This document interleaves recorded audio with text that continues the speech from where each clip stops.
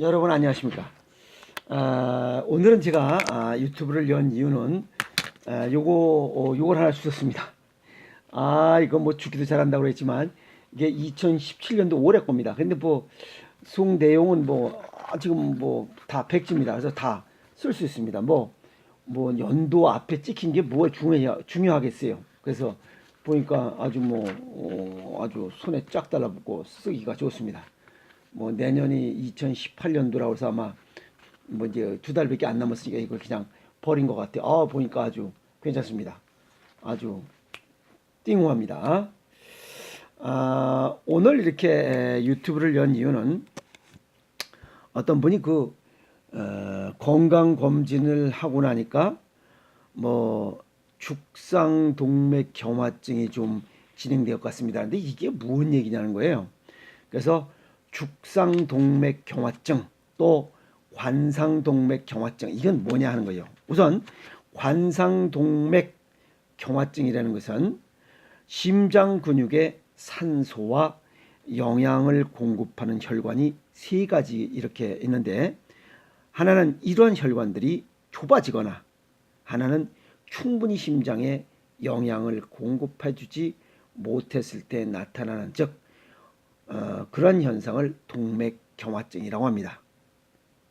이건 뒤에 자세히 설명을 하도록 하겠습니다. 우선 죽상동맥경화증이 뭐냐? 이것은 혈관 안쪽 내막에 여기에 콜레스테롤이 침착해서 너무 많은 거죠. 이건 LDL이 높을 때입니다.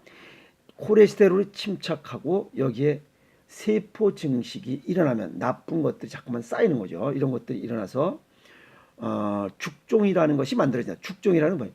우리가 할 때 죽을 이야기할 때 흐물흐물 하잖아요. 예, 물렁물렁. 그런 혈관 내벽 이 안쪽에 그런 죽 같은 것이 생긴다는 겁니다.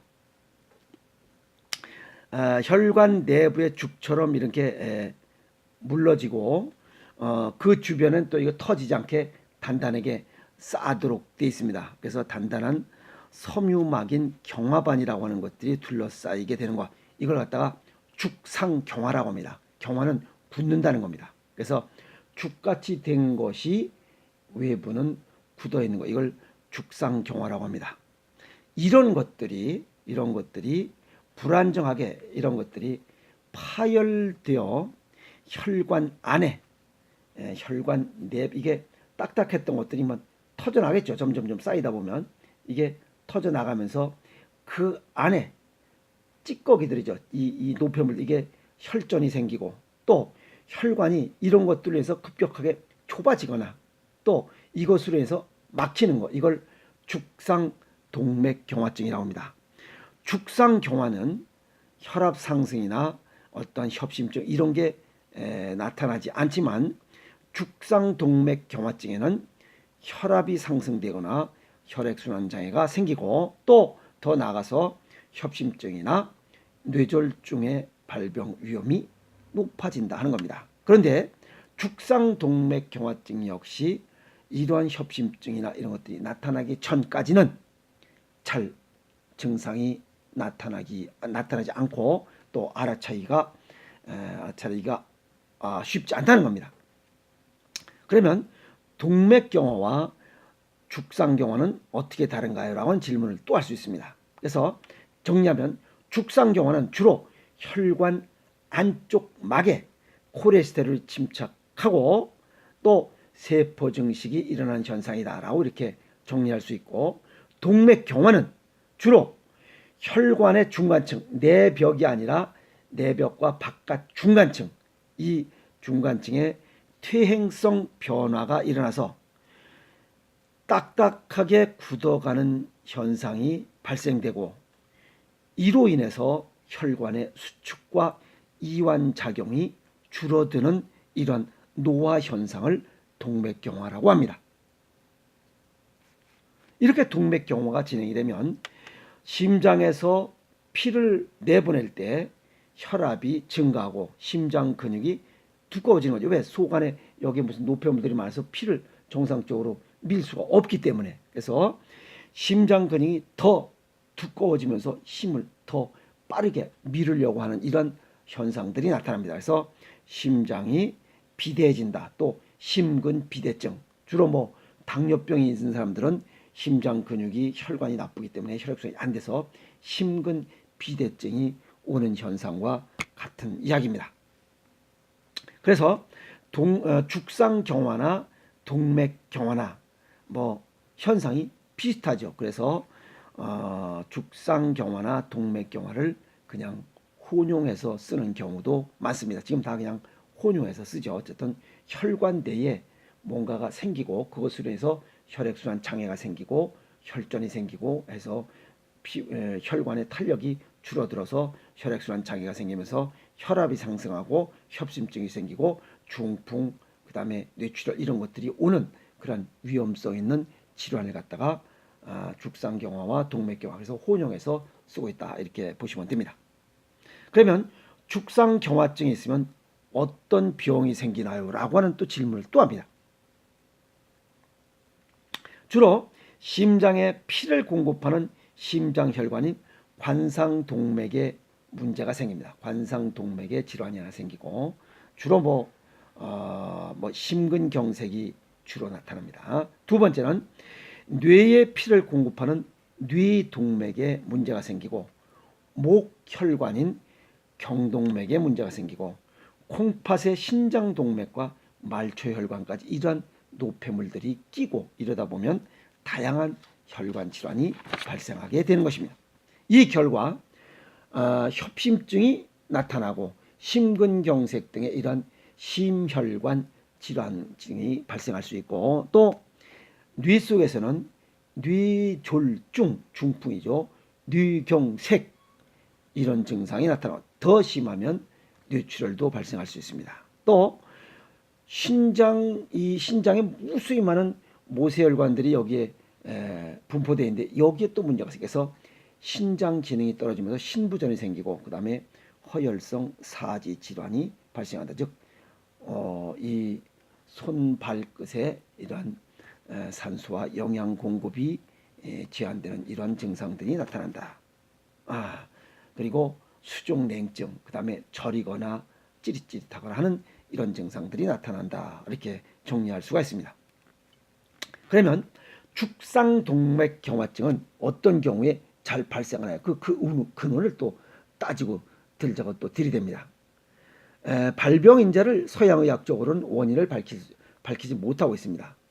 그러나 이러한 죽상동맥경화증을 이렇게 촉진시키는 그런 위험인자는 LDL이 높을 때, 그러니까 중성지방 수치나 이런 저밀도 콜레스테롤 수치가 높을 때, 즉 혈관 내에 노폐물이나 혈관이 부실해서 뭐 자관 꺼시대니까 많다는 거죠. 그래서 지나다가 거기에 노폐물들이 자꾸만 걸리고 쌓이고 하는 게 LDL이죠. 이런 증상. 그 다음에 고혈압, 그 다음에 흡연을 하면 혈관이 좁아지기 때문에 혈액순환 장애가 발생할 수 있어서 이런 문제가 생기죠. 그 다음에 당뇨병, 혈액이 끈적끈적해서 혈액순환 장애가 생기고 또 가족력도 있고 또 나이가 많을수록 몸이 차가워지면서 이런 현상이 더 쉽게 발생할 수 있다. 또 운동을 전혀 하지 않는 사람, 체중이 너무 과체중인 사람, 뚱땡이죠. 이런 사람들은 죽상동맥경화증이 발생할 수 있는 확률이 훨씬 높다라고 하는 겁니다. 그러면 동양의학적으로 어떻게 보느냐, 그 다음 치유 방법은 없느냐라고 이렇게 또 질문을 할 수 있습니다. 우선 동양의학적으로 보면 이런 혈관 질환은 심장, 음양, 오행상의 화로 심혈관 질환으로 분류할 수 있습니다. 거기에 동맥, 정맥, 모세혈관에 관한 것은 전부 다 이런 심혈관 질환으로 분류를 합니다. 그리고 이런 것들은 이제 주로 쓴맛이 좀 부족했을 때, 왜냐하면 쓴맛은 우리 몸속에 들어가서 이런 막힌 것을 소통하게 하는, 즉 혈전이나 이런 죽상경화 등을 쉽게 소통케 하는 역할을 하는데 그런 맛이 좀 부족해서 이런 죽상동맥경화가 발생할 수 있다 이렇게 볼 수 있습니다. 주로 기름진 음식, 그 다음에 인스턴트, 방부제를 많이 사용한 이런 음식들을 먹으면 체내에 효소가 고갈이 돼서 이런 혈전 속에 있는 것들을 이런 혈전을 전부 다 분해 배출하는 기능이 떨어져서 그렇습니다. 즉 소화장애도 생기는 거죠. 그 다음에 보약을 많이 먹어도, 그 다음에 이런 병원에서 주는 약을 많이 먹어도, 또 알지 못한 이런 건강식품들을 과용해도, 뭐 비타민 C, 뭐 그다음에 뭐 센트롬 이런 것들을, 그냥 이런 것들을 자기 체질과 건강 정도를 고려하지 않고 많이 먹는 사람들, 이런 사람들이 혈전이 많이 생기기 때문에 이런 것들로 인해서 혈액순환 장애가 생길 수 있다. 그 다음에 체내 노폐물이 과잉 누적돼 있거나 차가운 환경, 또 생활 습관으로 인해서 혈액 순환 장애가 생길 때, 그 다음에 과도한 스트레스도 이런 혈관을 수축해서 이런 죽상경화, 이런 죽상동맥경화를 또 뭐 이렇게 발생시킬 수 있는 원인이 될 수 있다라고 이렇게 말씀드릴 수 있고, 그럼 어떻게 치유하느냐? 혈액 순환이 잘 되게 하려면 좋은 원료를 먹어야 됩니다. 그것은 불에 지지고 굽고 삶고 튀기고 하는 것이 아닌 그냥 자연 그대로의 곡물 원료가 가장 좋습니다. 그게 생식입니다. 생식이 가장 좋고, 그래서 혈액 순환을 원활하게 하는 게 좋고, 두 번째는 체내 노폐물인 혈전을 뭐 소변이나 대변, 호흡으로 나가지만 그래도 남는 것들, 이것을 부항사일로 그냥 뽑아내는 겁니다. 세 번째는 정상 체온을 유지하기 위해서 발을 따뜻하게 하자. 그래서 맨발로 걷는 게 가장 좋습니다. 그저께 그 뇌호혈 발작 중풍 직전에 이런 남자분 같은 경우에 엄지 발가락을 여길 만져보니까 여기가 딱딱합니다. 그만큼 혈관이 지금 압이 차 있다는 겁니다. 그래서 이걸 맨발로 걸으면 이게 물렁물렁해지면서 혈액순환이 잘 되도록 이렇게 유도할 수 있기 때문에 맨발로 걸어라 하는 겁니다. 그리고 가장 중요한 것은 스트레스를 줄여야 됩니다. 스트레스를 받으면 우리가 코르티솔, 그 다음에 아드레날린, 이런, 그 다음에 교감신경이 우위에 이렇게 있으면서 긴장을 유발하죠. 이런 긴장 상태가 너무 과도하다면 이 혈관까지 이렇게 오그라듭니다. 그래서 혈액순환 장애를 발생시키는 원인으로 하기 때문에 그런 원인을 제거하도록 노력해야 됩니다. 그래서 즐겁게 생활해야 됩니다. 스트레스를 버리고 즐겁게 생활하자. 그리고 하고 싶은 일을 하라. 그 다음에 내가 해야 할 일을 하는 것도 굉장히 좋습니다. 이런 것들이 결국 다 뭐예요? 호기심이 많은 적극적인 즐거운 생활을 하면 이런 죽상동맥경화증을 예방할 수 있고 치유할 수 있는 이런 방법이다라고 이렇게 정리 말씀을 해드릴 수 있습니다. 즐겁게 살면 됩니다. 즐겁게. 근데 스트레스 받고 짜증내고 하면 이런 죽상동맥경화증, 또 관상동맥경화증, 뭐 이런 걸로 인해서 나타난 협심증, 심근경색, 뇌경색, 뇌졸중, 심부전, 이런 증상들이 발생할 수 있으니 즐겁게 적극적으로 생활하시면 이런 혈관 질환을 예방하고 치유할 수 있다. 이렇게 정리 말씀해드릴 수 있습니다. 생식과 부항사열, 발을 따뜻하게 즐겁게 생활하라. 이게 혈관 질환을 예방하고 치유하는 그런 좋은 처방법입니다. 이해가셨습니까? 오늘은 여기까지 하겠습니다.